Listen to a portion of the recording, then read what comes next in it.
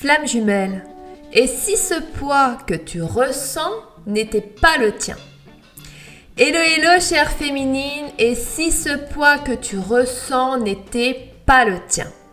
Les femmes en éveil spirituel et en lien d'âme sont hyper sensibles, voire ultra sensibles, et vivent dans une sensation constante de charge émotionnelle. Comme si en fait elles portaient le monde, le poids du monde sur leurs épaules, même le poids émotionnel de leur autre. Ce fardeau invisible peut être déroutant, parfois oppressant. Si tu te reconnais dans ces mots, j'ai une excellente nouvelle. Et si une partie, voire l'ensemble de ce poids, n'était pas réellement le tien. Et si ce que tu ressens n'était pas le reflet de ta profonde empathie, de ta loyauté émotionnelle ou des attentes extérieures que tu as intégrées sans questionnement. Dans cet audio, je vais te partager 10 points essentiels afin de t'aider à reconnaître et à relâcher ce qui ne t'appartient pas. Alors, installe-toi confortablement.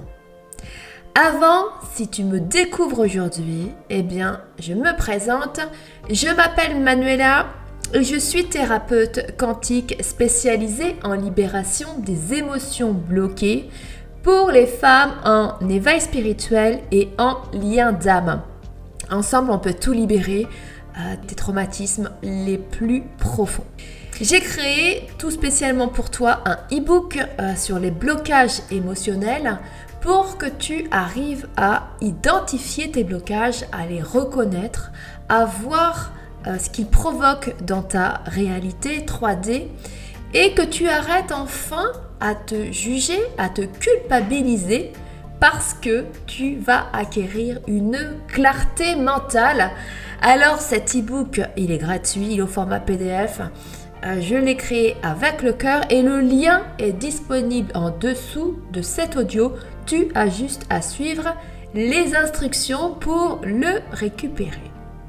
Alors, maintenant que tu es bien installé, voyons tout de suite ces 10 points absolument essentiels pour t'aider à reconnaître et relâcher surtout ce qui ne t'appartient pas. Alors, le premier point,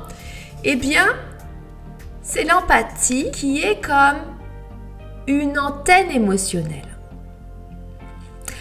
En tant que femme hypersensible, tu absorbes naturellement les émotions des autres.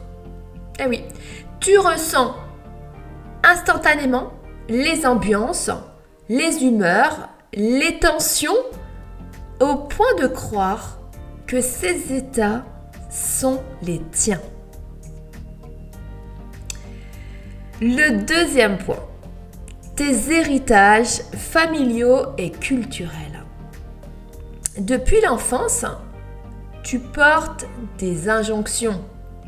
Tu dois être parfaite, tu dois être sage, tu dois être discrète et toujours disponible. Ce poids est celui du conditionnement, mais en aucun cas il est celui de ton essence personnelle. Le point numéro 3, la loyauté envers la souffrance des proches. Par amour, tu prends sur toi la douleur d'un parent, d'un ami, d'un partenaire. Parfois même, tu t'en fais la gardienne silencieuse, croyant que c'est ton rôle. Le point numéro 4, la peur de décevoir. Tu t'adaptes, tu te surresponsabilises et tu t'oublies pour ne pas être rejeté. Ce besoin d'acceptation, il est souvent projeté par l'extérieur et tu le confonds avec ta propre voix. Le point numéro 5.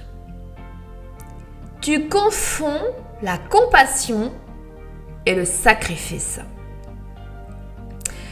Vouloir aider devient souvent t'épuiser. Tu en fais trop parce que tu ne te sens pas assez. En fait, tu crois qu'aimer, c'est te sacrifier. Pourtant, ce fardeau n'est pas une preuve d'amour, mais une méprise de ta propre valeur. Le point numéro 6. Les émotions projetées sur toi. La frustration, la culpabilité, la colère, les autres en fait peuvent te faire porter des émotions qui ne sont pas les tiennes. Et toi, par sensibilité, eh bien, tu les accueilles sans les filtrer. Le point numéro 7. Les rôles identitaires. Être une fille forte. Être l'épaule sur laquelle tout le monde s'appuie. Eh bien, devient un rôle inconscient. Mais cette image figée t'enferme et te crée un poids artificiel. Le point numéro 8. Le silence gardé pour préserver ta paix. Pour éviter les conflits, tu te tais, tu encaisses, mais le poids des non-dits s'installe. Pourtant, ce silence masque des vérités qui ne t'appartiennent pas toujours. Le point numéro 9. Le stress énergétique du collectif. Tu ressens le stress global d'un lieu, d'un groupe, voire du monde. Et ce stress n'est pas personnel, mais tu l'incarnes malgré toi. Le dernier point, le point numéro 10, apprendre à distinguer toi et l'autre. Dire « ce poids n'est pas le mien », c'est déjà un acte de libération. C'est poser des limites, poser tes limites, c'est revenir à toi et à ta propre lumière. C'est aussi honorer ton hypersensibilité sans t'enchaîner à elle. Alors reconnaître ce qui ne t'appartient pas est une forme subtile mais puissante de guérison. Pour une femme comme toi, comme moi, hypersensible, cela signifie sortir de la confusion émotionnelle, retrouver son axe et enfin respirer sans porter le monde. Ce n'est ni égoïste ni froid, c'est un acte d'amour envers soi et envers ceux qu'on aime vraiment.